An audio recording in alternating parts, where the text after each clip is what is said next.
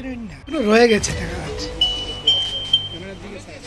বর্তমানে আমাদের যে প্রাচীন বাঙালি সমাজের যে হালখাতা মহরত যে এই মানে ওটা এখনও আছে, কিন্তু কম্পিউটারের সাথে মানে লগে মানে যুদ্ধ করে কিন্তু এখন মানে ওই জিনিস সিস্টেমটা পিছিয়ে গেছে, কম্পিউটারাইজ আগে গেছে। কিন্তু এরপরও দেখলাম যে কাস্টমাররা বা বিভিন্ন ব্যবসায়ীরা এসে তাদের ওই যে চিরাচরিত যে নিয়মটা, হ্যাঁ, ওটা এখনও বজায় রেখেছে।